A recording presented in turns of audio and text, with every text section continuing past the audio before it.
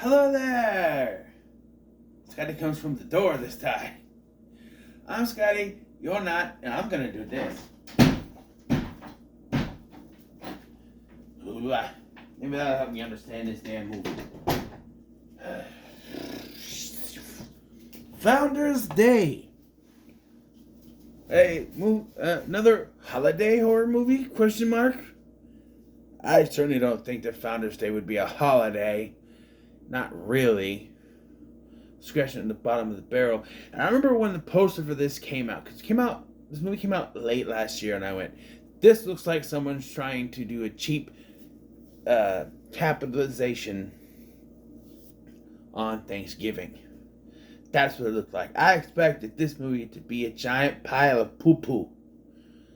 And I was surprised that it actually wasn't that bad. It's not a good movie by any stretch of imagination, but it's not bad.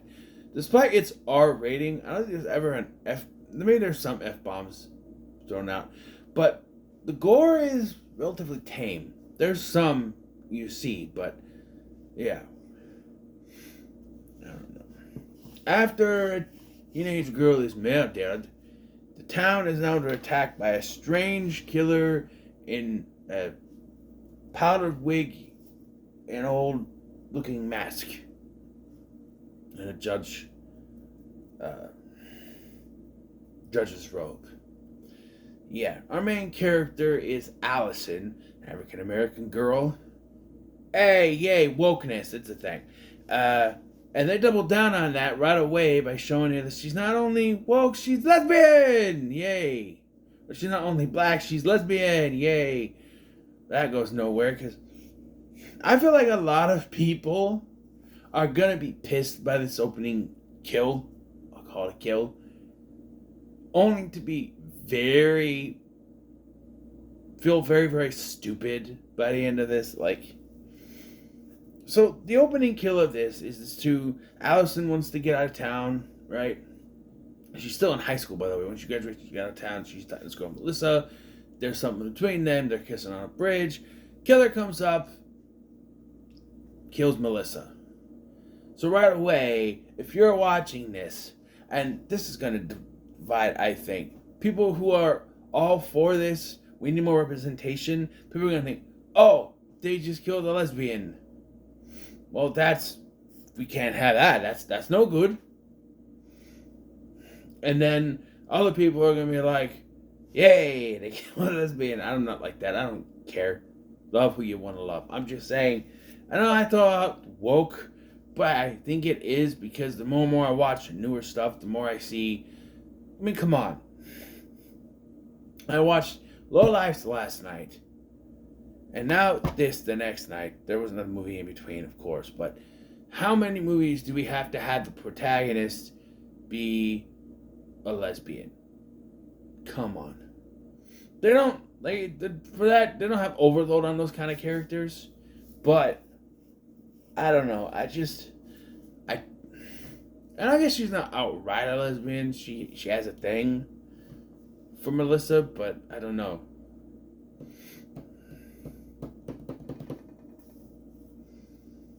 No. There's Melissa's brother Adam, who I think has a thing for Allison. I think. There's also. So there's these two blonde people, a boyfriend and girlfriend combination. And, so they do the Scream thing where they pull a prank. They make it look like it's someone trying to kill her, Allison, but it's a prank, bro. They do it twice. They do it once at the beginning of the movie. I'm like, okay, that's cool. But then they do it again a little bit later in the film. And I'm like, why did we have them do that twice? They get detention. This is the setup. Their deaths. They get detention. And then as they're about to have sex. And by the way, choreographed down to the T. If you know a sex scene's not going to happen, down to the T. The one way you know that a sex scene is not actually going to happen, someone can't get their pants or shirts undone. Someone's either get their shirt stuck or can't get their pants undone. And Boy Toy here is stuck trying to get his pants, and when the killer comes in and kills them both. Yeah. So, I gotta say that there is twists and turns abound, but I did correctly pick one of the killers. I said, it's that guy. And then there's several different reveals in this that just made me scratch my head about, okay, wait, what? Is it this person? Okay, now is it this person? Or wait, it's this person now? Oh, it is this person that I was guessing. Huh? There's just, you thought Lowlifes had too many twists. Good God. This was like, you just call this twist day. I don't know. There's also some political satire, I'll call it, with a mayoral election happening in this movie between two candidates.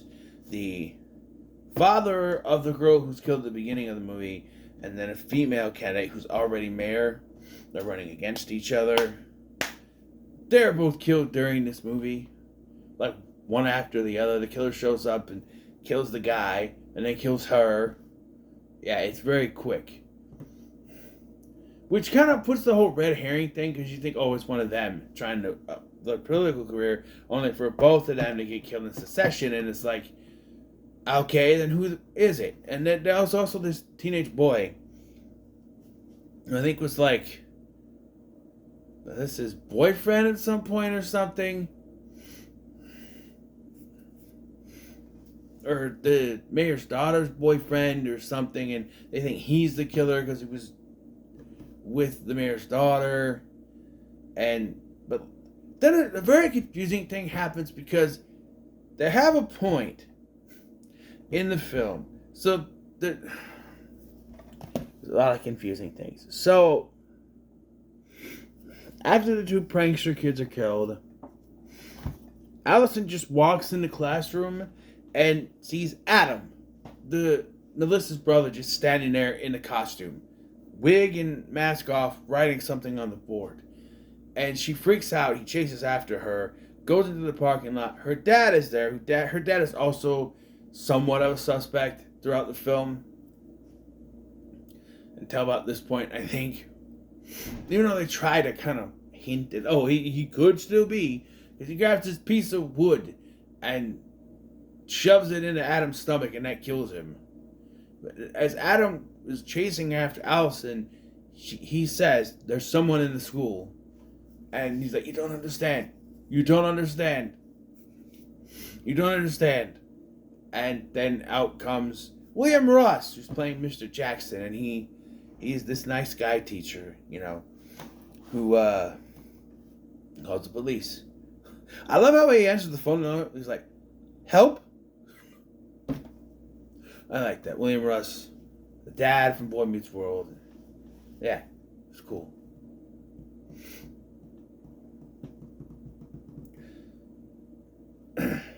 And I don't know why, but as soon as I saw he was in the movie, I went, he's the killer. We did it. It's him. Don't know why. Just popped in my head. But there's a lot of twists and turns so we get to reveal who the real killer is. So we'll get there. But, it must be Adam, right? Adam must be the killer. Except for, no, because there's still another killer around. I already said multiple killers. So there's someone else out there killing, and they think it is. There's the suspects. There's that one kid who's running around, the mayor's daughter's boyfriend. And also, they seem to also want to blame Allison's dad for some reason. And then, like I said, the mayor and the other candidate, they both get killed. And so does the mayor's assistant, I think. He gets killed there too. He gets pulled in. Even though that won't make sense later, it happens. No. Maybe the mayor's assistant is not dead. No, he's not. Because he shows up at the end. Never mind. He's not dead. I thought he was, but he's not. I don't know. I don't know anymore. So who is the killer? Well, I don't know. Do you? Then boyfriend guy goes to, I don't know what his name is, goes to talk to Allison about what's going on. He says he didn't do it. He's being framed. Someone's after him. Blah, blah, blah. And so they're trying to work together to figure out. They go to the bridge where Melissa died and try to retrace the steps. That's when the deputy shows up. And the deputy has a black eye. He's been punched in the face. And he's like, your dad did that to me. I took him to the station. And then she's like, what? No, come on. She's like, you have to come with me. Something, if your dad wakes up, you gotta come to your house with me. If your dad wakes up, you could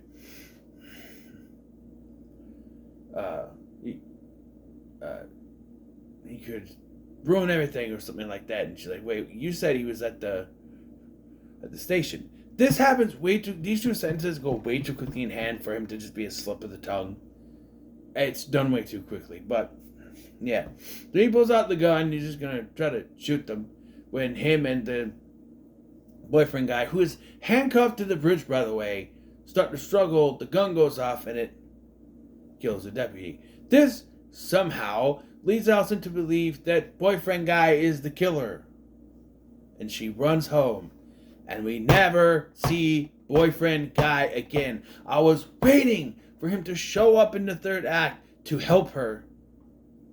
We never see him again. He's not dead. He's just left there handcuffed on the bridge. And for all we know, he's still sitting there. He's still on the bridge. No, for all we know, he's still on the bridge, sitting and staring. No, he's still just stuck. I don't know, because this is where it gets wacky. So, okay, it was Adam. No, it's the deputy. Oh, they're both dead. So it's over, right? So Allison goes home and she sees this whole thing arranged. Well, it's time for the third act then. So this whole thing is arranged. She goes upstairs and she gets knocked unconscious.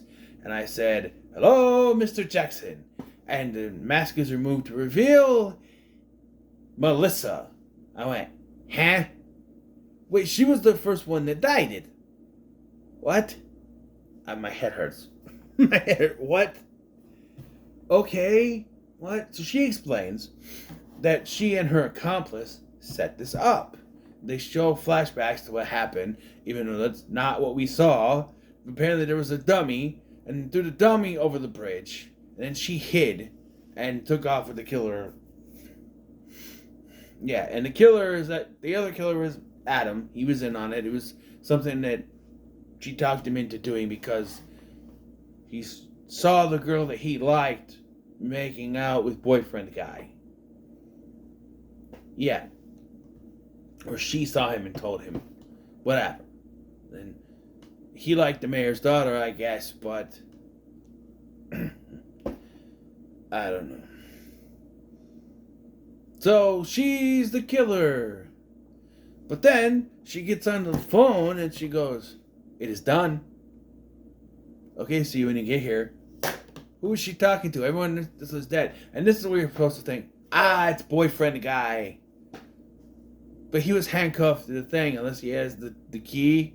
Or he wiggled the key. And that's what I thought. I thought he went to the deputy's dead body and got the key out and he's going to show up. He never shows up, I'm telling you. No, it's Mr. Jackson.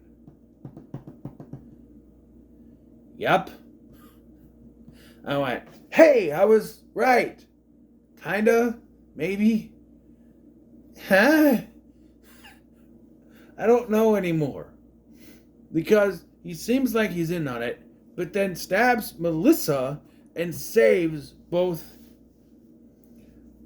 Allison and her father, who is still upstairs, I guess. And she runs downstairs. And the cops were called, I guess. And then Mr. Jackson comes down and explains his motivation for this. It's all about the election. You see, when the founders put forth a rule that should the mayor be unable to perform their duties, the longest tenured council member will take their spot. And with the mayor and the running candidate going against the mayor both did, Mr. Jackson is now the designated survivor, the designated mayor. Yeah. And he basically puts out this whole speech. And I'm sitting here going, okay, boyfriend guy, come in and take him out anytime. Come on. Come on. Come on. Nope. He does this speech, and it puts up 1 year later. He's the mayor, and she is doing some sort of thing. I'm assuming she's in college now. And they're basically putting out the same speech. And he's happy with his, but at the end she's sad with hers. And then the movie just fucking ends. What? What the hell? Huh? Oh. What was that? What? No. The correct ending is, as he is going this spiel, boyfriend guy jumps in and attacks him. As he's going on his spiel, he realizes what he's saying is not working, so he goes to stab her. Boyfriend guy jumps in and saves her. There's a struggle, and then Dad shoots Jackson in the back of the head. Shoots Jackson in the struggle. Boom. And we can end like the Scream with the cops just showing up. We don't need to wrap around. I don't know. I don't know. It didn't feel like an ending, the right ending. It wasn't the right ending. My ending makes more sense.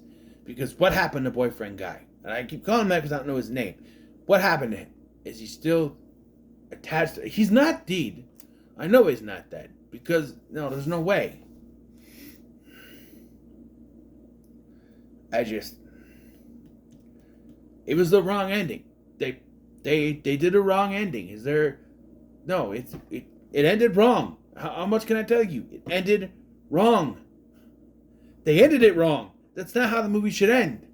This ending makes no sense to me.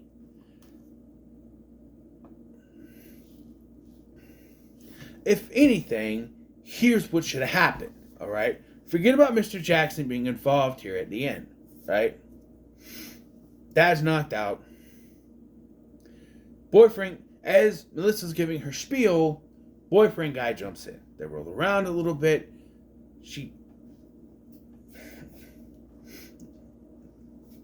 Boyfriend guy comes in to save the day, but he gets knocked out and thrown down the stairs. Allison jumps out and starts to attack her because she got loose. And they start to fight. It was revealed that boyfriend guy got the deputy's gun, shoots Melissa in the head. Dead. It's reported that Melissa and Adam, brother-sister killing duo, were doing all this, and it was just some crazy teen, hormone-driven killing spree. And that's what it was. Right? And if you want, because her dad being there and my ending doesn't really make any sense. So what if he was incapacitated? It was led that he died. Maybe he comes in.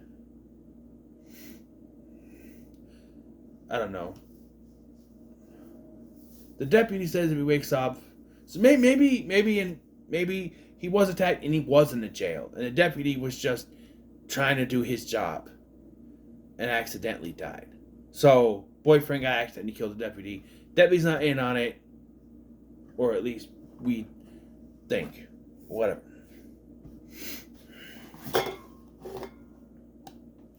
And then maybe we cut to 1 year later and Mr. Jackson is now the mayor, being the longest council member, and we see boyfriend guy and her talking about it. He was the. Did you know that there's a.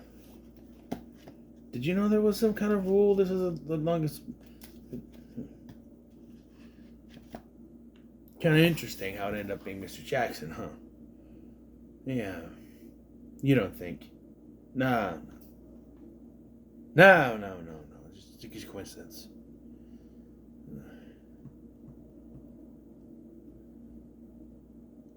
What about the deputy, though? Is he in on it?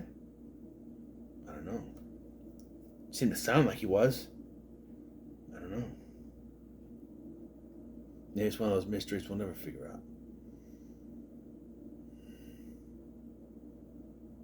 Maybe it's staring us right in the face.